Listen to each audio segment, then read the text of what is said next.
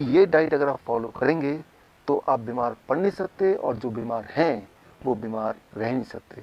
This is doctor विश्वरूप राय चौधरी, और सी on the screen. Step 1, 12 बजे तक जो भी कुछ आप खाएं वो हो सिर्फ और सिर्फ फल, फ्रूट्स, फ्रूट्स एंड फ्रूट्स। कोई भी 3-4 तरह के फल, वो मीठा हो, खट्टा हो, कैसा ही फल, वो केला हो सकता है, आम हो सकता है, चीकू हो सकता है, अमरूद हो सकता है, जो भी फल आपको पसंद हो, 3 से 4 तरह का फल जो अवेलेबल हो लें, और वो एज ए ब्रेकफास्ट खाएं। कितनी quantity, it depends on your body weight. Let's say my body weight is 70 kg, into 10, 700 grams or more of 4 kind of fruits, 3 to 4 kinds of fruits of your choice। एक बार में खाएं, 2 बार में खाएं, 4 बार में खाएं, 12 बजे तक आपको खाना है सिर्फ और सिर्फ फल, फल और फल।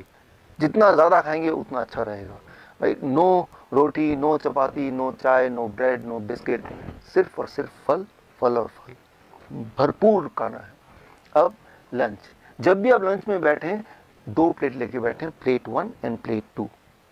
प्लेट 1 में 4 तरह के ऐसे वेजिटेबल जो आप कच्चा खा सकते हैं, खा सकें, जैसे टमाटर, मूली, गाजर, ककड़ी, सो ये इस तरह के, या खीरा, इस तरह के सब्जियां आप लें, 4 जो कच्चा खा सकें। और जो कच्चा नहीं खा पा रहे हैं क्योंकि उनके दांत कमज़ोर हैं तो वो थोड़ा स्टीम कर सकते हैं। कच्चा ज़्यादा फायदेमंद है, लेकिन अगर नहीं खा पा रहे हैं किसी वजह से तो थोड़ा स्टीम कर सकते हैं। 3 से 4 तरह की ऐसी सब्जी जो कच्चा खा सकें या स्टीम करके खा सकें वो लें। और कितना खाना है, it depends on your body weight. That is my body weight is 70 kg into 5, that is 350 grams और मोर, या फिर उससे ज़्यादा, 3 to 4 kind of vegetable। This becomes your plate 1। पहले आपको प्लेट 1 इतना खाना है, और इतना खाने के बाद अब प्लेट 2। प्लेट 2 में आपके घर का बना हुआ रोटी, सब्जी, दाल, चावल, vegetarian food with less oil and less salt. कितना खाना है, जितने में आपका पेट भर जाए। आपको लग रहा होगा कि इतना सारा प्लेट 1 यानी कि रॉ वेजिटेबल खाने के बाद क्या मैं प्लेट 2 खा पाऊंगा? पहले 2-3 दिन में शायद नहीं खा पाएंगे, लेकिन उसके बाद आप नोटिस करेंगे कि जितना ज़्यादा प्लेट 1 खाएंगे उतना आपका एपिटाइट बढ़ेगा, उतना आपका हंगर बढ़ेगा, उतना ज़्यादा आप प्लेट 2 भी खा पाएंगे। यानी कि आपकी जो बॉडी की मेटाबॉलिज्म है वो रेट बढ़ जाएगी, आपकी जो खाने की कैपेसिटी वो बढ़ जाएगी, और आपका जो एनर्जी लेवल है वो भी बढ़ जाएगा। सो मैं आपको कोई चीज़ मिस नहीं करने बोल रहा हूँ, मैं सिर्फ ये बोल रहा हूँ कि आपके एक्चुअल लंच से पहले प्लेट 1 यानी कि रॉ वेजिटेबल, वो भी एक पर्टिकुलर मात्रा या उससे ज़्यादा, अकॉर्डिंग टू द फॉर्मूला जैसे मैंने बताया, आपका बॉडी वेट इंटू 5। ये है आपका लंच। डिनर, डिनर का सिर्फ 2 रूल हैं। पहला रूल कि डिनर हमेशा 7 बजे से पहले फिनिश करने की कोशिश कीजिए, और दूसरा रूल, डिनर में भी आपको वही करना है जो मैंने आपको लंच में बताया, वो है plate 1 end plate 2। Plate 1, 3 to 4 kind of vegetable in raw form, about your body weight into 5, that many grams, and then you can eat vegetarian meal with less salt and less oil as much as you want, right? So ये तीनों step, breakfast, lunch and dinner, right? So ये तीनों main मील, जो step 1 है breakfast, step 2 lunch and dinner में आपको ये करना है। अब final step, that is step 3, क्या नहीं करना है। सिर्फ 2 ही चीज़ मैं छोड़ने बोलता हूँ, एक है नो एनिमल फूड। कोई भी ऐसा फूड जो एनिमल से आता हो उसको आपको नहीं लेना है, जैसे दूध, दही, मक्खन, या लस्सी, या अंडा, या चिकन, या फिश, इनको आपको नहीं लेना है, बिल्कुल ज़ीरो कर देना है। एंड नंबर 2, कोई भी ऐसा चीज़ जो पैक्ड फॉर्म में हो, या रिफाइंड फॉर्म में हो, या डब्बे में हो, जैसे बिस्किट या ब्रेड या रस्क या नमकीन, इन चीज़ों को आपको नहीं लेना है। ये सिर्फ 2 चीज़ छोड़नी है। और हाँ, एक चीज़ और जोड़ लीजिए, रोज़ अपने बॉडी को करीब 40 मिनट सनशाइन दिखाइए, 30 से 40 minute you expose your body to sunshine. That becomes your step 3।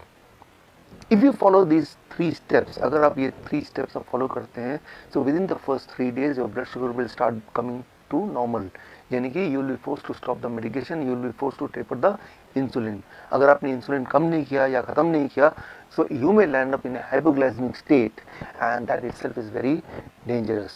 Within the first 7 days your blood pressure will start reducing, आपका ब्लड प्रेशर कम होने लगेगा 7 दिन के अंदर, यानी कि आपको ब्लड प्रेशर की दवाइयाँ छोड़ना पड़ेगा, आपकी मजबूरी हो जाएगी छोड़ना। विदिन 1 month आपका एंजाइना यानी कि चेस्ट में जो पेन है वो ख़त्म होने लगेगा, ऑलमोस्ट ख़त्म हो जाएगा 1 महीने के अंदर। आप जब चढ़ेंगे 3 मंजिला भी तो आप हाँफेंगे नहीं। पहले 3 बार रुकना पड़ता था, तो आपको 1 बार भी रुकना नहीं पड़ेगा। और हाँ, वो जो हार्ट साउंड था, एबनॉर्मल हार्ट साउंड, वो घिसटने वाली साउंड, वो भी अब नहीं आएगी, वो भी अगर आप स्टेथोस्कोप से सुनेंगे वो भी नहीं होगा, वो गायब हो जाएगा. सो that will happen within the first 1 month.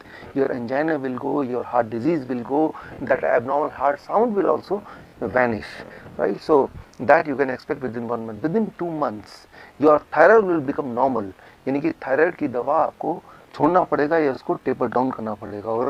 और अगर आपने ऐसा नहीं किया तो हाइपोथायराइड का हाइपरथायराइड भी हो सकता है, जो कि अगेन एक बहुत बड़ी प्रॉब्लम है. And with in the first 3 months आपका बॉडी वेट नॉर्मल रेट में आ जाएगा, यानी कि normal BMI in a healthy weight category में आ जाएगा. And this all will happen with in the first 3 months of following this diet in these 3 steps. कई बार मेरे पास patient आते हैं, वो बोलते हैं डॉक्टर साहब मैंने आपकी रिकमेंडेशन को फॉलो किया और 3 महीने के अंदर मेरा ब्लड शुगर, मेरा ब्लड प्रेशर, मेरी हार्ट डिजीज, बॉडी वेट हर एक में फ़ायदा हो गया, अब मुझे इस डाइट पे कब तक रहना है. मैं उनको एक ही उदाहरण देता हूँ, और वो उदाहरण ये कि मान लो कोई आदमी आपके पास आता है पूरी तरह से कीचड़ से लथपथ, आपको बोलता है कि मुझे साफ होना है, मुझे क्या करना है. आप बोलेंगे जाइए जाके नहा लीजिए. वो नहा के साफ सुथरा हो क्या आता है, बोलता है कि मुझे कब तक नहाना है. अरे भाई, जब तक आपको साफ रहना है, यानी कि जीवन में हर दिन. सिमिलरली आपका जो ब्लड वेसल है वो रोज ही टॉक्सिन उसमें भर जाते हैं, जम जाते हैं, और रोज ही उसकी मेंटेनेंस होने की आवश्यकता होती है. यानी कि रोज ही आपके बॉडी में नाइट्रिक ऑक्साइड का इनफ मात्रा में प्रोडक्शन होना बहुत आवश्यक है. और वो तभी हो सकता है जब ये डाइट आप लगभग रोज फॉलो करें. हाँ, एक छूट मैं आपको दे सकता हूँ, दैट इज चीटिंग डाइट. हफ्ते में एक दिन आप कभी पार्टी में जाते हैं, कभी पिकनिक में जाते हैं, कभी कोई बर्थडे एक्सेट्रा में जाते हैं, तो एक दिन के लिए you can enjoy the flexibility, you can ignore these rules and you can eat whatever luxury food you want to eat. लेकिन वो सिर्फ हफ्ते में एक दिन, वो अभी नहीं, आज से 3 महीने तक ये डाइट फॉलो करने के बाद जब पूरी तरह से आप बीमारी से आज़ाद हो जाएंगे, दवाइयों से आज़ादी मिल जाएगी, तब हफ्ते में एक बार you can go for a cheating diet. यानी कि मैं ये बोलना चाह रहा हूँ कि you are enjoying the social celebration also and you are enjoying the good health also. ये डाइट अगर आप फॉलो करेंगे तो आप बीमार पड़ नहीं सकते, और जो बीमार हैं वो बीमार रह नहीं सकते. तो ये जो DIP डाइट कैसे लेना है मैं आपको समझा दूं. ये 2 फेजेस में बांट सकते हैं. फेज 1 ऐसी बीमारियां जो आपके इनिशियल स्टेज में हैं. डायबिटीज के केस में जो डायबिटीज के दवाइयों पे हैं, सिर्फ मेडिसिन पे हैं, वो फेज 1 पेशेंट बोल सकते हैं. जो इंसुलिन पे है वो फेज 2 पेशेंट बोल सकते हैं. या फिर हार्ट डिजीज में जो सारे कामकाज कर पा रहे हैं लेकिन जब सीढ़ी चढ़ते हैं तब थोड़ा एंजाइना होता है, दर्द होता है, या जब भारी भरकम काम करते हैं तब पेन होता है, तो फेज 1 पेशेंट. या फिर ऐसे पेशेंट जो उठते बैठते हमेशा दर्द ही दर्द रहता है, फेज 2 पेशेंट. या फिर ऐसे पेशेंट जो 10 साल से ज़्यादा हो गए दवाई खाते खाते आराम नहीं मिला, फेज 2 पेशेंट. कैंसर के केस में स्टेज 2 कैंसर तक बोलेंगे फेज 1 पेशेंट, उसके बाद बोलेंगे फेज 2 पेशेंट. अस्थमा के केस में अगर एक बार पंप करने से पूरा दिन भर का काम चलता है, फेज 1 पेशेंट. अगर 2 बार 3 बार 4 बार लेना पड़ता है तब आपका काम चलता है, फेज 2 पेशेंट. जो फेज 1 पेशेंट है उनको सिंपल DIP डाइट पे रहना है, और फेज 2 वाले जो पेशेंट हैं वो फेज 2 वाले पेशेंट को DIP डाइट माइनस प्लेट 2 इन लंच वाला जो प्लेट 2 है उसको खत्म कर देना है फेज 2 वाले पेशेंट को. तब तक खत्म रखना है जब तक आप फेज 2 में हैं. और जब आपके सिम्टम या आपकी दवाइयां टेपर करते करते फेज 1 में पहुंच गया, तब DIP डाइट जो स्टैंडर्ड DIP डाइट है उसे फॉलो करना है, उसे जिंदगी भर फॉलो करना है. और जब उसे फॉलो करेंगे, स्टेज 1 के पेशेंट के लिए मैं बोल रहा हूँ, फेज 1 के पेशेंट के लिए बोल रहा हूँ, तो हफ्ते में एक दिन एक मील चीटिंग डाइट भी चलेगा. चीटिंग डाइट का मतलब ये है हफ्ते में एक बार जो मर्जी खाओ तब भी चल जाएगा.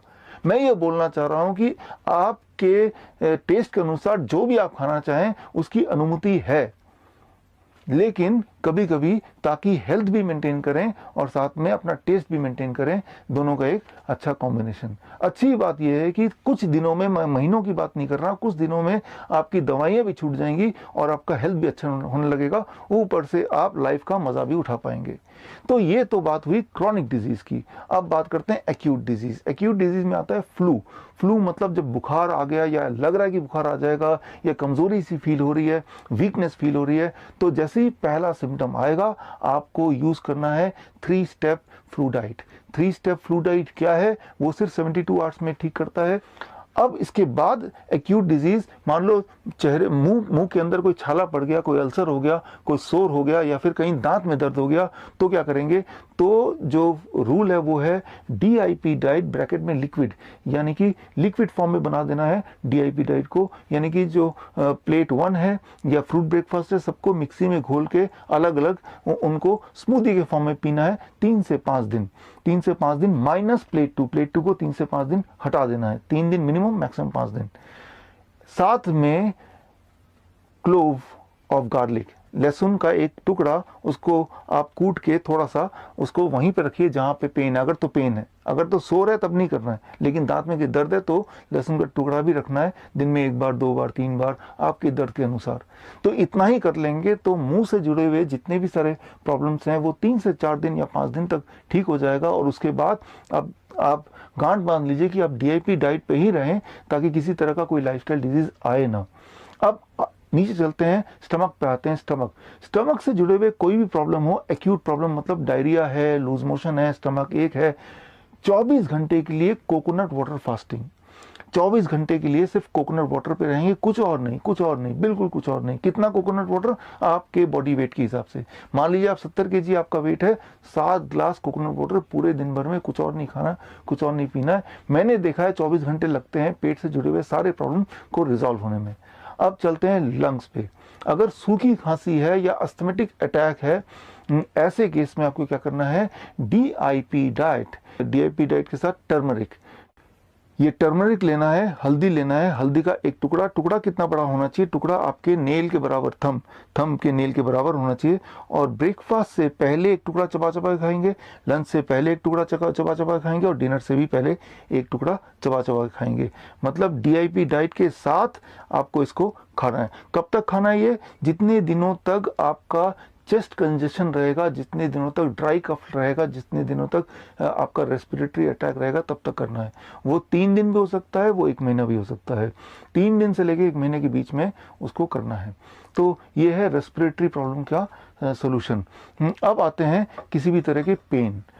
अगर आपके घुटने में पेन है, रीढ़ की हड्डी में पेन है, या सिर में हेडेक है, तो उसके लिए aloe vera, number 1, aloe vera gel, not from the bottle, plant. Aloe vera का पौधा घर पे परमानेंट रख लीजिए। एलोवेरा का पौधा में से एलोवेरा स्क्वीज करके निकालिए, और जहां भी दर्द है 5 मिनट उसको मलिए। और सिर के अलावा बाकी कहीं भी अगर दर्द हो, मलने के बाद हॉट फर्मेंटेशन मतलब हॉट वाटर बैग लीजिए और उसको रखिए उस जगह पे जहाँ पे दर्द है, और उसको जब तक रखिए जब तक आप वो ठंडा नहीं हो जाता, थोड़ा भी अबाउट 30 सेकेंड, फिर उसको दोबारा गर्म कीजिए और दोबारा उसको रखिए। ऐसा 15 मिनट का एक प्रोसेस कीजिए, आपको आराम मिलेगा। अगर माइग्रेन है, हेडेक है, तो एलोवेरा लगाना है 5 मिनट, कोई मालिश कर दे तो अच्छा है। और उसके बाद आपको क्या करना है? एक बाल्टी में गर्म से गर्म पानी भरना है, उतना गर्म जितना आप सह पाएं, और अपने पैरों को उसके अंदर डाल देना है, घुटने तक पानी हो, और ऐसा 20 मिनट बैठना है। 20 मिनट के लिए जब बैठेंगे तो बीच में 5-7 मिनट बाद पानी ठंडा होने लगेगा, तो एक मग से पानी निकालेंगे और दूसरे मग से बहुत गर्म पानी उसमें ऐड करते जाएंगे, ताकि गर्म जो है वो लगभग बना रहे 20 मिनट तक। तो ऐसे में आप देखेंगे कि जो हेडेक है या माइग्रेन है वो धीरे धीरे रिजॉल्व हो रहा है। साथ ही में अगर कोई ब्लड प्रेशर का पेशेंट है जिसका ब्लड प्रेशर अचानक बढ़ गया, तो वो भी सेम प्रोसेस करेंगे, तो ब्लड प्रेशर आपका करीब 20 सिस्टोलिक इतना घट जाएगा विद इन 20 मिनट्स। और इतना घट जाएगा तो वो नॉर्मल ब्लड प्रेशर रेंज में आ जाएगा mostly, and that is a quick and safe relief. अब आपने सीख लिया कि मेजर एक्यूट इलनेस में क्या करना है और मेजर क्रॉनिक इलनेस में क्या करना है।